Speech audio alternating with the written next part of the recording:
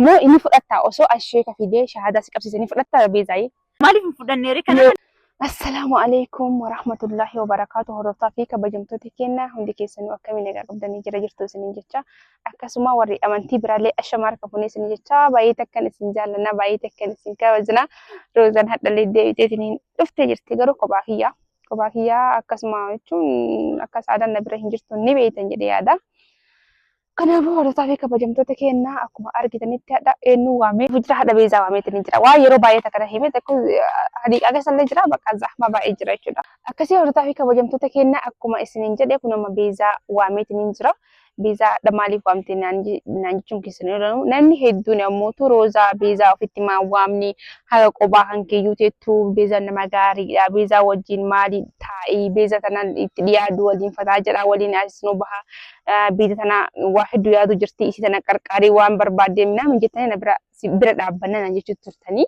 Kanaafuu hadhaan beezaa wanta kana dhugaadha moo sobaa wayii mistira garaa fuudhuuf hin deemu. Mistira garaa isii kana garaa fuudhamuutu maal jechuu keessan oolamu. Beezaan jechuudha yeroo zamoonni kana keessa baay'ee amantii musliimaatti deebi'a jettee hedduu dararamaa turte. Baay'ee takka garaa nama nyaatte jechuudha. Baay'ee takka garaa nama nyaatte turte.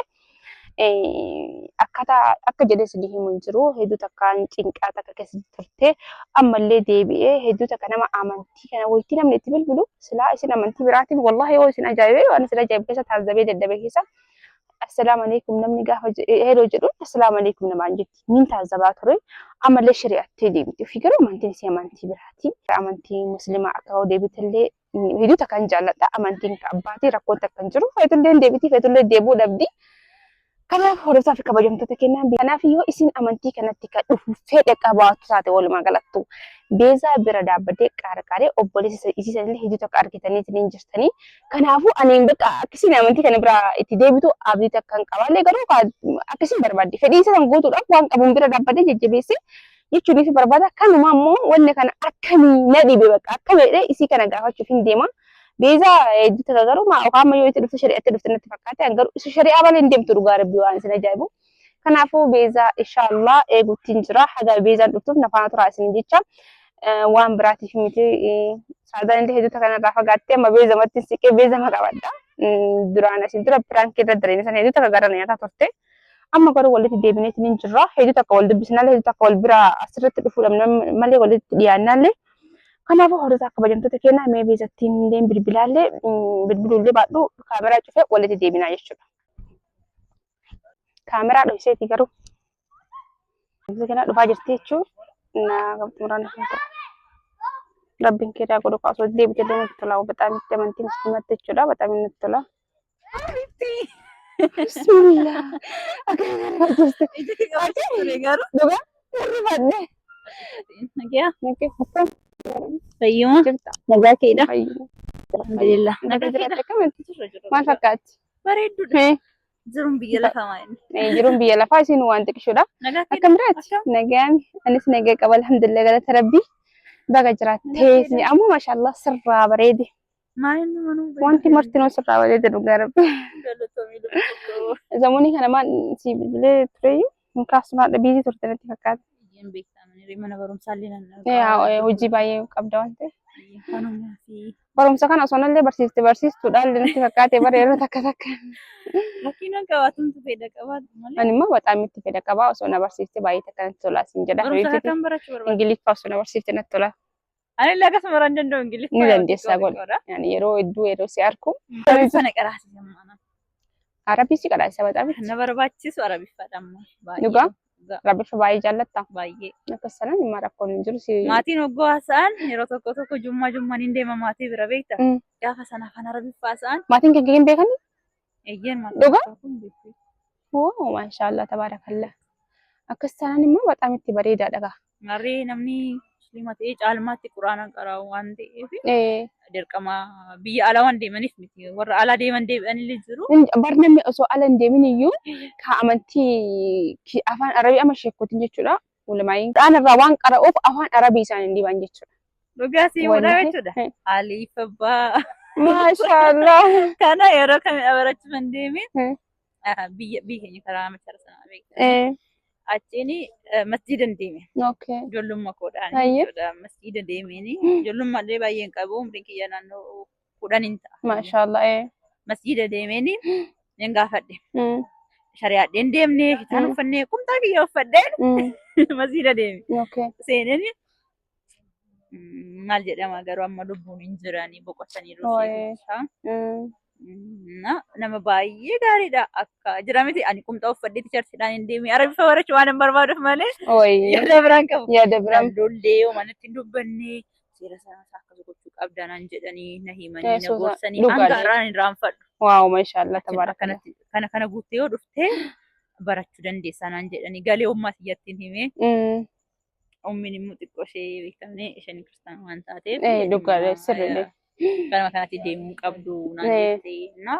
Sababa sanaatiin inni isee malee osoo amantoonni waliin qabatu taatee osoo barsiisan qaataan baradhaan ture fedhii guddaan qabaan ture.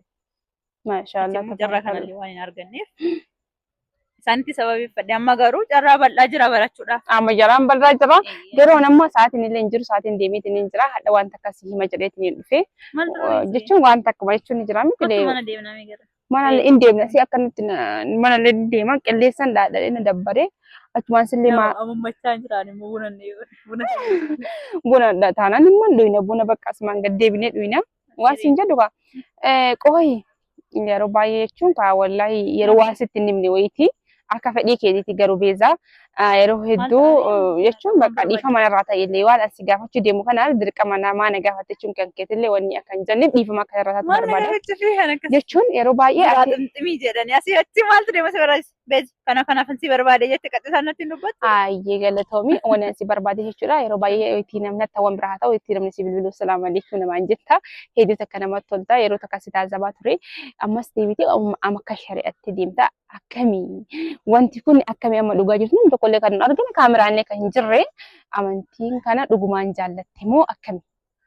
Baay'ee akka jaallatu taate si bira dhaabbachuuf akka obboleettii takka si bira dhaabbadhee dirqama amantii kan keellee qabayyadhisin jechuudhaaf miti amantiin kan baate abbaan akka barbaade jiraachuu jira. Ati amma kiristaanaa yoo taate ani musliima nagaa waliin nyaannee dhuyne waliin kolfinee taphannee hiriyyummaa waliin deemaa jiraachuu. Amma siimaa jedhamni ijoollummaa koodhaan barachuu kan hin barbaade garummaa iyyuu yaa'u akkas jedhee si himuu baadhu. Maatiin kiyya maatiin abbaa koo guutummaa isaanii musliimaadha. Maatiin amma kiyya immoo kiristaanaadha. Sirri. Jechuun dhimma amantaa osoo miti garuu ta'ullee akka seenaa dhugaa yoo si hime jechuun akkam jedhee si haa himu. Maatii abbaa koo biraallee guddadheera umma kiyya biraallee guddadheera waan ta'eef yeroo baay'ee haalli uffannaa kiyya amma gara miidiyaatti dhufee bifa kanaatiin na ilaalte malee haalli uffannaa kiyya akkanuma kan koo. Yeroo baay'ee caalmaatti hin jaalladhu iyyuu kana akkanumatti illee hin deema rifeensa koo godhee deema. Dhugaa hin deemta dhugaadha. Akkanatti illee uffadhee hin deema. Gaafa of ilaaluu muutuyyuu amma umriinis deemeera waa meeqa nu barsiisa. Dhugaadha. Addunyaan kun immoo dubartoota qullaa deeman jajjabeessuu. Amantaa kamiin irratti iyyuu qullaa deemuun dhorkadha. Miti amantii amma fakkeenyaaf amantii kiristaanaa keessatti miti amantii kiristaanaa kana keessatti illee qullaa deemuun dhorkadha. Dhorkadha baay'ee. Baay'ee. Maashaallah sattaroon illee barbaachisama. Har'aa miti kan hin eegalan tureera baay'ee natti tola. Yeroo kamii konfidensiidhaan deemta yoo naan jette bakka shari'aadhee uffata guutuu qaama kiyya kan hin mul'isu. Ani amma dhugaa garaallee na nyaattee kaameraallee waraabaa jira rabbiin nan dhiisu dhugaa rabbi si dho'isu illee hin barbaadu kunoo kaameraa kun achiin kaa'ee waraabutti jira jechuudha. Seenaan kiyyaallee yoo ba'ee waanuma hawaasa kana barsiisu illee malee waan badaa miti. Kanaaf dhiifama narraa ta'ee kanaaf akkamii amantii kanatti yoo dhufuu barbaadde si bira dhaabadha akka obboleettii takkaatti si qarqaara. Amantii karaa keenyaatti osoo ramadaanni kun hin gahin jalbiiban si ofiisaa hawaasa jalbiiba uffatte anis jalbiiba si wajjin uffadhaa jedheeti. Ramadaana isin qaaleen soomu malee jechuudha. Soomeen beeku malee hangarra yeroo hunda waggaadhaan shorba sambusa anatu qopheessa maatii kiyya bira deemee. Waaw maashaallah tabaaraka imma akkas kanaaf kan barana rabbimtu wajjin jiraachisu malee anatu si baxxachiisa akka barbaaddetti. Atillee aftirree walumaan soomannee. Abshiri isa ilaala. Dhugaa rabbi. Sinta kulan si cunqu filoo son taane haala keetu natti toleetiniin dhugaa rabbi haali hangi dubbisee baqa maaliif haali hangi hunda hedduu takkaan tolee garuu beezaan tun osoo karaa amantii kennaa kana dhuftee akkamii jedhee yaade ture malee si dirquuf illee bitu wallahi laazim. Amma bara kana ijoolleen baay'een maal jedhu inni tokko musliimaa ta'e isheen tokko kiristaana taate atis amantaa kee anillee amantaa koodhaan maal ta'a osoo waliin jiraannee jedhanii bultii ijaarratu. Dhugaadha. Garuu kun sirrii miti. Sirrii miti dhugaadha. Yoomiyyuu taanaan inni kiristaana taanaan kiristaana fudhuu qaba. isheen islaamaatiin malee dhiira biratti heerumuu hin qabdu. Dhugaadha. Maaliif har'a wal jaallachuu danda'u, dargaggummaan jira, miira jaalalaatiin seenuu danda'u. Ijoollee irratti dhiibbaan kan ta'u. Dhugaafeeti. Anamma waa'ee amantaa kiristaanaa sirriitti dubbisaan jira, qorachaan jira. Waa'ee amantaa islaamaa quraana dubbisaan jira. Maashaallah tabaarakallah. Haalli uffannaa kiyyaa garuu natti toleera. Amantaa kamiyyuu hordofuu ani uffannaa kiyyaa akkasuma ta'a. Jaalladhee natti toleeti. Waaw, baay'ee sirraa bareeda malee maashaallah sirraa Maaliif jira. ijoollee irratti dhiibbaa qaban si jedhe. Yookiin kan abbaan qabatan yookiin kan haadhaan qabatan. Dhugaadha. Dhugaa akkiti wallahi. Rakkoodha. Anillee seenaan koo akkas jedhee dubbachuu baadhus kun barumsa guddaa ta'a. Namoota hedduudhaaf jechuudha. Dhugaadha. Abbaan mucaan mi'a amantaa kam qabatee guddatame yaadime. Nama dhiba wallahi. Ni rakkatti warri ijoolleen jidduutti wallahi bexaam itti ijoolleen jidduu rakkatti. Anis akkuma kana ta'e. Ni ulfaata wallahi baay'ee ulfaata biita nama rakkisaa. Islaamummaan jedhu baay'een beeku gadi fageenyaan. Dhugaadha. Islaamummaan jedhu baay'een beeku. Haalli uffannaa kan islaamaa. Abbaan barbaade na ilaale islaamaa naan jedha. Haala dubbii koo gaafa ilaalan isheen kun kiristaana ta'uun ooltu jedha. Indee maaliif akkas naan jedhu? Maaliif isa tokko qabachuudhaaf dirqama dubbisuu qabda? Bara kana amantaa kana hordofi. Kanatti deemi achi deemi jechuun hin jiru. Dubbisi bira gahi. Dhugaadha. Waa hunda irraa barachuun dirqama. Garuu akka dubartii tokkotti shariyaa dheeshii ta'u uffadhee akkanatti deemuun anaaf bareedinaadha. Sah dhugaadha wallahi. Dhugaa dubbachuudhaaf. Eenyuyyuu haa ta'u waan barbaade naan jechuu danda'a dantaan qabu namarra. Qullaa yoon deeme addunyaan kun hundumtu ka'ee harkanaaf rukkuta kun beekamadha. Akkuma argitu. Dhugaa keeti. Kun immoo tuyyuu kabajaa miti. Kabajaan qabu. Handhuura kiyyaa mul'isee deemee bareedina dhamee yaadi. Bareedina miti. Abbaan barbaade naa jibbu barbaade dhiira dhabee yookiin jaarsa anaaf ta'uu hin dhabaa? Hin dhabdu. Yoon dhabee illee adabu. Karatti deemtee bareeddee fi waan hin danda'u. Kanaafi maaliif akkasitti uffattee deemta? Islaama taatee mooti maaliif akkas indee qullaa deemuun qaban jedhaani dhugaa? No. Maal ta'a? Amantaa kam irratti sattaranii deemuun barbaachisaa baay'ee akka namatti. Kabaja kiyya eegeen jiraachaa jira. Haala uffannaatiin kabaja kee eegda namni waan baay'ee sitti dubbata. Barbaadan. Haala bakka ilma namaatiif ammoo bakka kennuun osoo hin taane namni waa baay'ee sin jira biizaa waan si ajaa'ibu waa hedduu tokko sin jedhanii maqaa hedduu si balleessanii waa hedduu sirra kaayanii. Kanaafi anama fakkeenyaaf namni as jiru addunyaa kanarratti akka kiyyaa namni maqaa balleessanii fi namni waa hin jedhan hin jira jedhee yaadu. Garuu ammoo ilma namaa nama akka kiyyaa nyaatee wanni jedhu irraa hajaan qabu. Garuu rabbi tokkicharraa malee nama irraa hajaadhaa miti jechuudha. Kanaaf beezaatiyyaa ani waan biraatillee miti awwala kaameraa dho'isa jedhee garuu garaana nyaatte ani waan bira waan baay'ee kanaafuu beezaan tuni amantii tanaaf hedduu takka amantii irratti hedduu takka amma dhiyoo tanaa obboleessi kan kee situmaa ture mire. Kana wanni kun akkamii jedheetiniin yoo ka isin itti deebuu dandeetu taate si bira dhaabbaddaa akka obboleessi tokko si qarqara. Dhiira musliima ati jaallattu jiraachuun ooluu nan jedhe. Kanaaf mucaa wayinaa fide isatti heerumtu malleeti ati mucaa keenya miti naan jedhe. Mucichi afaan hin beeku maaloon jedhu isatti heerumii naan jedhe giddi'aan jechuudha. An baay'ee yeroo akkasitti inni si cimqisan barbaree hunda sitti aarsee yeroo mataan viidiyoon sana yeroo argu imimmaan tun qabee dhugaa rabbii akkasitti cinqamu kan keessanumaaf ilaalee bakka biiza tanaa hordoftoota kabajamtoota kenna duratti waan kana gaafachuu ni qaba yoo karaa karaa dhufuullee barbaade. Yalleen irraa fudhatee ture dhiyeenya kana naa deebisee. Okay YouTube illee sirraa fudhatee ture. Amma reefu manaaf deebisee dhiyeenya kana naaf deebisee viidiyoolee gadhiisan. Ati yeroo sun gara amantii deebuu barbaaddetti mire. Haalli deemsi kee naan barenne jedhe. Deemsi siin barenne jedhe. Deemsi kee anatti hin barenne. Amantaaf deemaa jirtaa mootuyyuu yaadni keellee naaf hin galle waan ta'eef daftee heerumuu qabda. Amantaallee yoo ta'e abbaan barbaade waan natti dubbateef miti. Qoradhee bira ga'een. Dhugaadha. Daandii qajeelaan mootuyyuu rabbiin si agarsiisa guyyaa tokko. Dhugaa keeti. Kanaaf anisatti bifa kanaatiin uffadhee yoon deemee mootuyyuu maatii miti nama abbaan barbaade na jibbuu danda'a. Dantaan qabu. Anatti toleera. Rabbi kiyya immoo fachiisin malee. Dhugaadha. Anatti yoo tole nama afaan dhimma hin qabu. Namni wayii maal siif godha? Har'aa akkas jedhee sitti dubbata, boru waan barbaade sitti dubbata. Kaayyoo kee irratti xiyyeeffachuu qabda. Dhugaa keeti. Gorsa fudhadhu nama hin jibbin kabaji jaalladhu. Dhugaadha. Garuu daangaa wayii godhatee tarkaanfachuun dirqama ta'a. Dirqama dhugaa keeti. Inni naa qajeelchu. Siyaa qajeelchu.